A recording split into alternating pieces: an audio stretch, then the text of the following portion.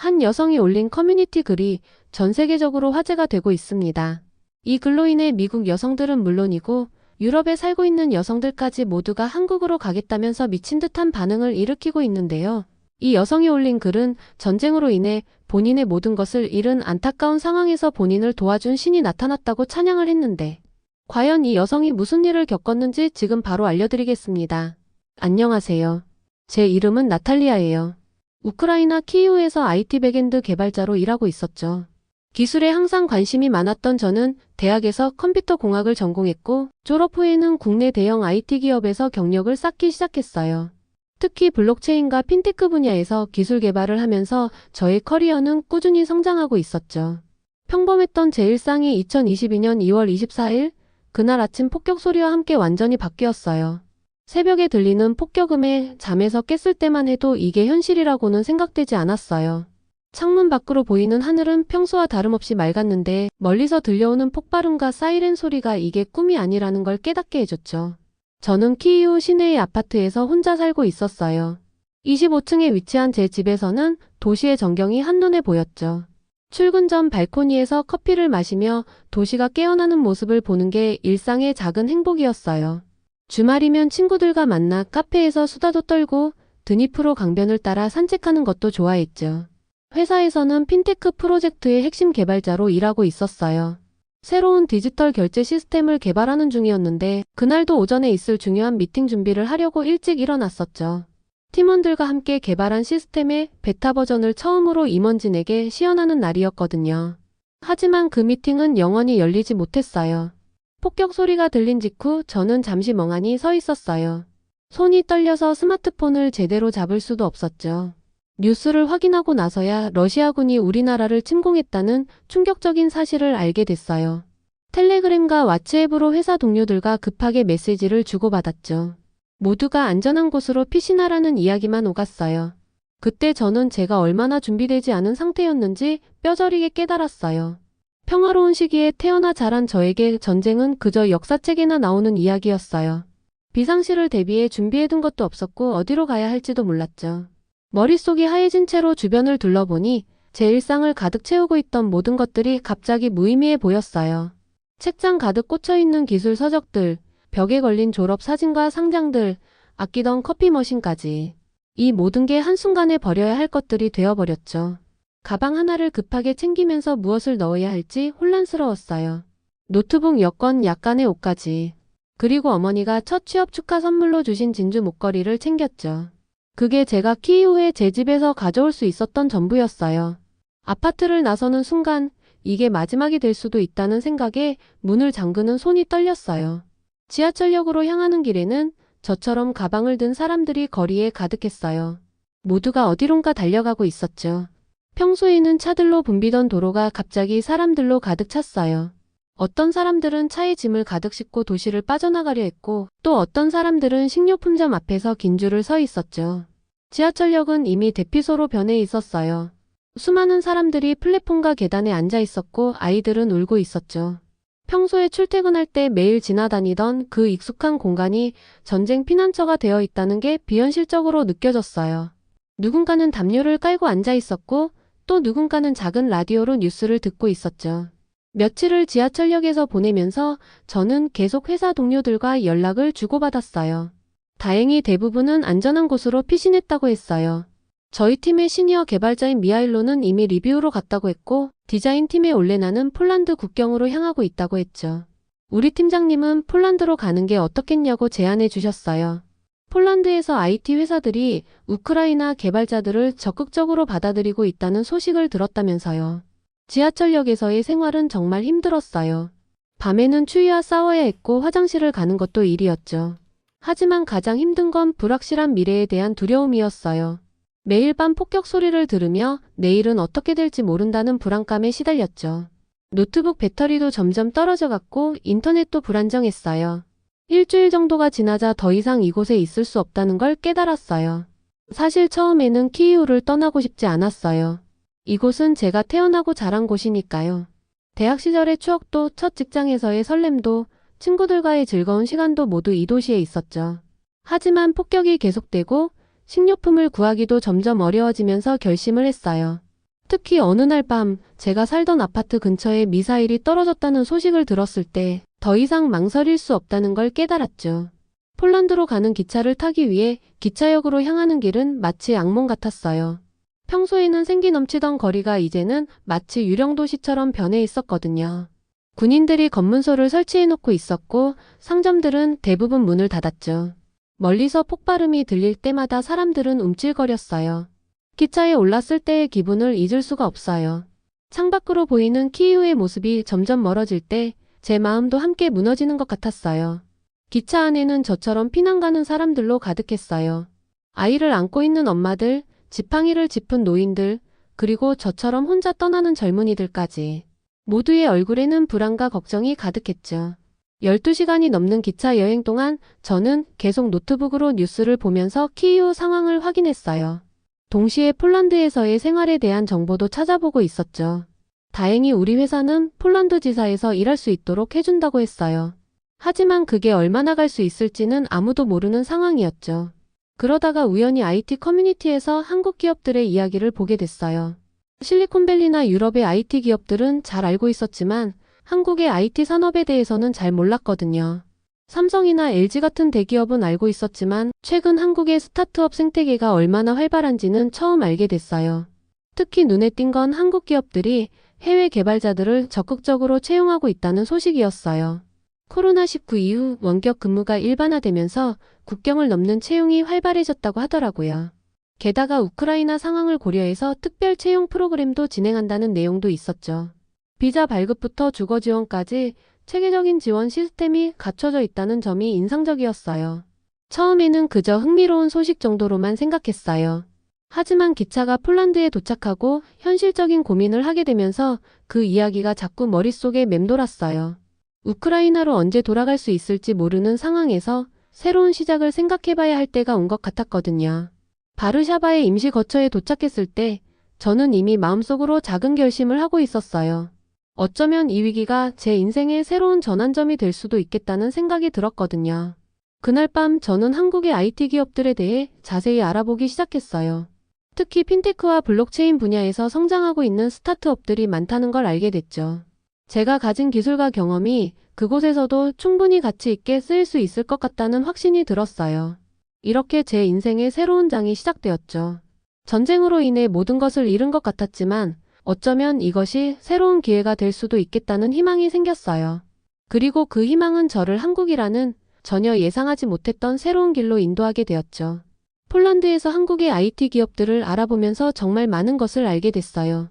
한국은 전 세계에서 가장 빠른 인터넷 속도를 자랑하고 IT 인프라가 엄청나게 발달한 나라더라고요.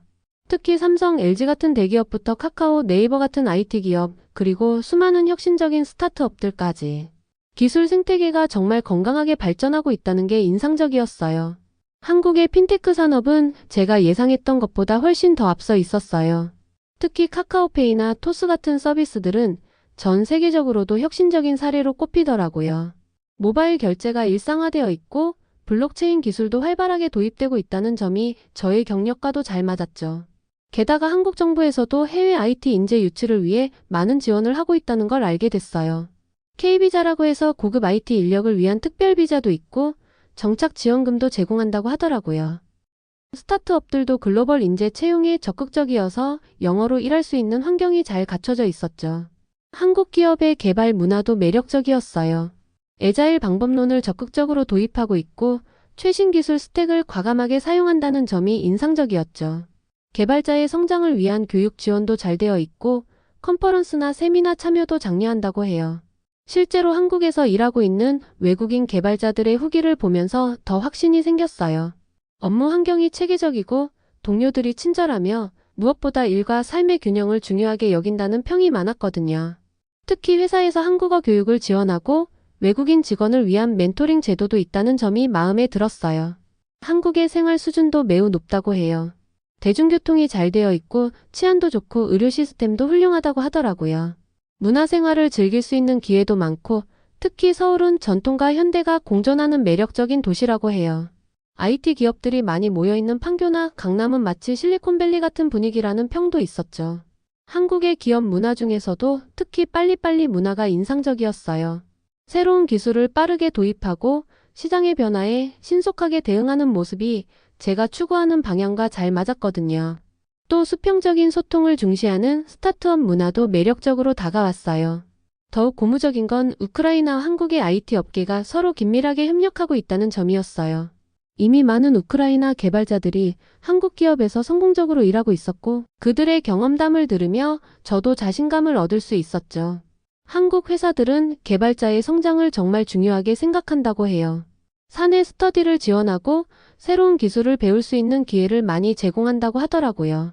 특히 기술 스택을 전환할 때도 개발자들의 의견을 적극 반영한다는 점이 인상적이었어요. 회사에서 제공하는 복지도 놀라웠어요.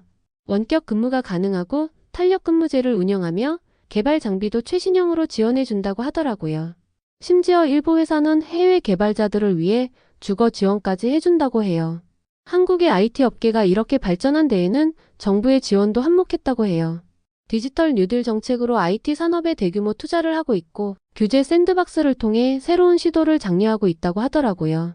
이런 모든 정보를 종합해보니 한국은 제가 새로운 시작을 하기에 최적의 장소라는 확신이 들었어요. 전쟁으로 모든 것을 잃은 것 같았지만 오히려 이것이 더 큰 기회가 될 수도 있겠다는 희망이 생겼죠. 이제 제 앞에는 새로운 도전이 기다리고 있어요. 언어도 다르고 문화도 다른 나라에서의 적응이 쉽지는 않겠지만 한국의 역동적인 IT 산업 속에서 저의 꿈을 이뤄나갈 수 있을 거란 믿음이 생겼어요. 이렇게 저는 한국행을 결심하게 됐죠. 인천공항에 도착했을 때의 첫 느낌은 정말 특별했어요. 우크라이나를 떠나 폴란드에서 보낸 불안한 시간들이 마치 악몽처럼 느껴질 만큼 인천공항에 세련되고 미래지향적인 모습은 저를 압도했어요. 자동화된 입국 시스템, 깔끔한 동선, 친절한 안내. 모든 것이 완벽하게 체계화되어 있었죠. 입국장을 나오자 저를 맞이한 건 회사의 글로벌 인재팀 매니저님이었어요. 제 이름이 적힌 환영 피켓을 들고 계시더라고요. 웰컴 투 코리아 나탈리아 라고 쓰여 있었는데 피켓 옆에는 우크라이나 국기도 그려져 있었어요. 그 작은 배려에 갑자기 눈물이 날 것 같았죠. 매니저님은 영어로 능숙하게 대화하시면서도 가끔 우크라이나어로 간단한 인사말도 건네셨어요. 나중에 알고 보니 저를 맞이하기 전에 우크라이나어 인사말을 따로 공부하셨다고 하더라고요. 그런 세심한 배려가 정말 감동적이었어요. 공항에서 회사가 준비해준 숙소로 가는 길에서 본 한국의 첫인상은 정말 놀라웠어요. 인천공항에서 서울로 가는 고속도로는 마치 미래도시의 한 장면 같았죠. 양옆으로 늘어선 고층 빌딩들, LED 전광판들, 그리고 깔끔하게 정비된 도로. 특히 인상 깊었던 건 도로 중간중간에 있는 전기차 충전소였어요. 우크라이나에서는 아직 흔하지 않은 광경이었거든요. 회사에서 준비해준 숙소는 판교 테크노밸리 근처의 새 아파트였어요. 전자도어락, 음성인식 조명 제어, 스마트 홈 시스템까지. 모든 게 첨단 기술로 이루어져 있었죠. 심지어 공유 주방에는 로봇 청소기가 알아서 돌아다니고 있었어요. 이게 바로 IT 강국의 모습이구나 하는 생각이 절로 들더라고요. 다음날 아침 회사로 향하는 지하철에서도 놀라움의 연속이었어요. 모든 사람들이 스마트폰으로 교통카드 결제를 하고 지하철 안에서도 5G 인터넷이 끊김없이 연결되는 게 신기했죠. 게다가 지하철역마다 설치된 디지털 안내 시스템은 마치 공상과학 영화에서나 볼 수 있을 것 같은 수준이었어요. 회사는 제가 상상했던 것보다 훨씬 더 좋았어요. 43층 건물의 스마트 오피스는 그야말로 개발자의 천국이었죠. 제자리에는 최신형 맥북 프로와 49인치 울트라와이드 모니터가 세팅되어 있었고 인체공학적 의자는 마치 구름 위에 앉아있는 것처럼 편안했어요. 특히 감동적이었던 건 제 책상 위에 놓여있던 웰컴 키트였어요. 회사 로고가 새겨진 백팩, 텀블러, 노트북 파우치 외에도 한국어 학습 교재와 문화 가이드북까지 세심하게 준비되어 있었죠. 심지어 우크라이나 국기색으로 디자인된 특별 명함도 있었어요. 팀원들과의 첫 만남도 정말 인상적이었어요. 모두가 영어로 자연스럽게 대화를 이어갔고 특히 기술적인 대화에서는 전혀 언어의 장벽을 느끼지 못했죠. 제가 우크라이나에서 진행했던 프로젝트에 대해 이야기했을 때 팀원들은 진지하게 경청하고 관련 기술에 대해 깊이 있는 질문을 해주었어요. 점심시간에는 팀원들이 한국의 회사 문화를 자세히 설명해 주었어요. 수평적인 소통 문화, 빠른 의사결정, 그리고 지속적인 혁신을 추구하는 분위기가 인상적이었죠. 특히 회사에서 운영하는 사내 스타트업 프로그램에 대해 들었을 때는 정말 놀라웠어요. 직원들의 혁신적인 아이디어를 적극적으로 지원하고 실제 사업화까지 이어주는 시스템이라고 하더라고요. 첫 주 동안 저는 회사의 다양한 지원 프로그램을 경험했어요. 매주 화요일과 목요일에는 한국어 수업이 있었는데 강사 선생님이 IT 업계에서 자주 사용하는 용어들을 중심으로 가르쳐 주셔서 실무에 큰 도움이 됐죠. 수업이 끝난 후에는 한국인 멘토와 1대1 대화 시간도 가졌어요. 특히 인상 깊었던 건 회사의 학습 문화였어요. 매주 진행되는 테크 세미나에서는 최신 기술 트렌드를 공유하고 한 달에 한 번 있는 해커톤에서는 창의적인 아이디어를 마음껏 실험해 볼 수 있었죠.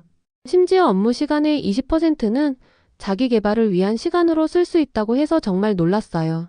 주말에는 회사 동료들이 서울 곳곳을 소개해 줬어요. 경복궁 같은 전통 문화 유산부터 동대문, DDP의 미디어 아트까지 전통과 현대가 조화롭게 어우러진 모습이 인상적이었죠. 특히 강남 코엑스의 스타트업 브랜치에 갔을 때는 한국의 IT 생태계가 얼마나 역동적인지 실감할 수 있었어요. 한 달이 지난 후 회사는 제게 깜짝 제안을 했어요. 우크라이나 개발자 채용 프로그램의 멘토가 되어달라는 거였죠. 제가 성공적으로 정착한 케이스를 모델로 삼아 더 많은 우크라이나 개발자들을 채용하고 싶다고 하더라고요. 그때 처음으로 제가 단순한 피난민이 아닌 가치 있는 인재로 인정받고 있다는 걸 실감했어요. 이 제안은 제게 새로운 사명감을 주었어요. 전쟁으로 삶의 터전을 잃은 우크라이나의 동료, 개발자들에게 한국이라는 새로운 기회의 땅을 소개해 줄 수 있게 된 거죠. 실제로 제가 쓴 블로그 글을 보고 한국 취업에 도전하는 개발자들이 늘어나기 시작했어요. 회사는 제 제안을 받아들여 우크라이나 개발자 특별 채용 프로그램을 확대했어요. 화상 면접 시스템을 구축하고 비자 발급 지원을 강화하고 정착 지원금도 늘렸죠. 저는 이 프로그램의 자문 역할을 맡아 우크라이나 개발자들의 니즈를 회사에 전달하고 양국의 문화적 차이를 조율하는 역할을 했어요. 제 이야기가 한국 미디어에도 소개되면서 다른 IT 기업들도 우크라이나 개발자 채용에 관심을 보이기 시작했어요. 이제는 제가 한국과 우크라이나 IT 산업의 가교 역할을 하게 된 거죠. 전쟁의 아픔을 딛고 새로운 기회를 찾아온 제가 이제는 다른 사람들에게도 희망을 전달하는 역할을 하게 된 거예요. 이렇게 한국에서의 새로운 삶은 제게 단순한 피난처가 아닌 진정한 기회의 땅이 되었어요. 최첨단 IT 기술과 따뜻한 인간미가 공존하는 이곳에서 저는 진정한 제 자신을 찾을 수 있었죠. 이제는 제가 한국의 IT 산업 발전에 기여하는 개발자로 성장하고 싶어요. 그리고 언젠가 우크라이나가 평화를 되찾았을 때 양국의 기술 교류에 더 큰 역할을 할 수 있기를 꿈꾸고 있답니다. 한국에서의 새로운 삶이 1년을 넘어서면서 제 인생은 상상하지 못했던 방향으로 크게 발전했어요. 회사에서는 제가 주도한 블록체인 기반 결제 시스템 프로젝트가 대성공을 거두었고 이는 제 커리어의 터닝 포인트가 되었죠. 이 시스템은 우크라이나에서 제가 시작했던 초기 아이디어를 바탕으로 했는데 한국의 뛰어난 기술력과 인프라를 만나면서 완전히 새로운 차원으로 발전했어요. 특히 저희가 개발한 시스템은 기존 블록체인 결제의 가장 큰 문제점이었던 처리 속도와 보안 이슈를 혁신적으로 해결했다는 평가를 받고 있어요. 초단거래 처리량이 기존 시스템의 10배에 달하고 새로운 암호화 알고리즘 적용으로 보안성도 크게 강화됐죠. 현재는 동남아시아 5개국에서 서비스되고 있고 매일 100만 건 이상의 거래가 이 시스템을 통해 처리되고 있어요. 이 성과를 인정받아 저는 특별 승진과 함께 R&D 센터의 블록체인 개발 총괄 디렉터를 맡게 됐어요. 외국인 여성 개발자로서 이런 위치에 오른 것은 회사 역사상 처음이라고 해요. 처음에는 정말 부담이 컸어요. 문화적 차이도 있고 의사소통의 어려움도 있었거든요. 하지만 회사에서 전폭적인 지원을 해주었고 특히 CEO님께서 직접 멘토링을 해주시면서 리더십을 발전시킬 수 있었죠. 현재 제 팀에는 30명의 뛰어난 개발자들이 함께 일하고 있는데 그중 절반이 외국인이에요. 우크라이나, 폴란드, 루마니아 등 동유럽 출신 개발자들이 많아서 마치 작은 유럽 같은 분위기예요. 이런 다양성이 오히려 우리 팀의 강점이 되었어요. 각자의 문화와 경험을 바탕으로 다양한 관점에서 문제를 바라보고 해결할 수 있거든요. 특히 자랑스러운 건 제 팀이 개발한 신기술들이에요. 저희가 특허 출원한 블록체인 기반 신원인증 시스템은 금융권에서 큰 관심을 보이고 있어요. 이 기술은 개인정보 보호와 보안성을 획기적으로 개선했다는 평가를 받고 있죠. 얼마 전에는 이 기술로 대한민국 ICT 이노베이션 어워드에서 대상을 수상하기도 했어요. 회사 생활도 정말 즐거워요. 매주 수요일마다 열리는 테크 토크 세션에서는 팀원들과 최신 기술 트렌드를 공유하고 토론하는 시간을 가져요. 분기별로 진행되는 해커톤에서는 혁신적인 아이디어들이 쏟아져 나오죠. 저희 팀이 지난 해커톤에서 개발한 AI 기반 금융 사기 탐지 시스템은 실제 서비스에 적용되어 큰 효과를 보고 있어요. 개인적인 생활도 많이 안정되었어요. 회사의 지원으로 판교에 있는 새 아파트를 장기 계약할 수 있게 됐는데 이곳은 정말 제가 꿈꾸던 그대로예요. 집 앞에는 탁 트인 공원이 있고 도보 10분 거리에 대형 쇼핑몰도 있어요. 특히 마음에 드는 건 24시간 운영되는 스마트 도서관이에요. 밤늦게 코딩하다가 궁금한 게 생기면 언제든 책을 빌려볼 수 있죠. 한국어 실력도 많이 늘었어요. 이제는 비즈니스 미팅을 진행할 수 있을 정도가 됐고 동료들과 농담도 주고받을 수 있게 됐죠. 회사에서 제공하는 1:1 한국어 수업이 정말 큰 도움이 됐어요. 특히 IT 용어와 비즈니스 한국어를 중점적으로 배울 수 있어서 업무에 바로 활용할 수 있었죠. 이런 성공적인 정착 경험을 바탕으로 저는 우크라이나 코리아 텍 브리지라는 비영리 단체를 설립했어요. 이 단체는 우크라이나의 IT 인재들과 한국 기업들을 연결해주는 가교 역할을 하고 있죠. 처음에는 작은 규모로 시작했지만 지금은 20개가 넘는 한국의 주요 IT 기업들이 파트너로 참여하고 있어요. 삼성, LG, 네이버, 카카오부터 신생 스타트업까지 다양한 기업들이 우크라이나 개발자들에게 기회의 문을 열어주고 있죠. 프로그램의 핵심은 스마트 매칭 시스템이에요. 우리가 개발한 AI 기반 매칭 알고리즘이 개발자들의 기술 스택, 경력, 관심 분야를 분석해서 가장 적합한 한국 기업을 추천해주는 시스템이죠. 현재까지 100명이 넘는 우크라이나 개발자들이 이 시스템을 통해 한국 기업에 취업했고 그들 모두 성공적으로 정착하고 있어요. 특히 자랑스러운 건 온라인 코딩 교육 프로그램이에요.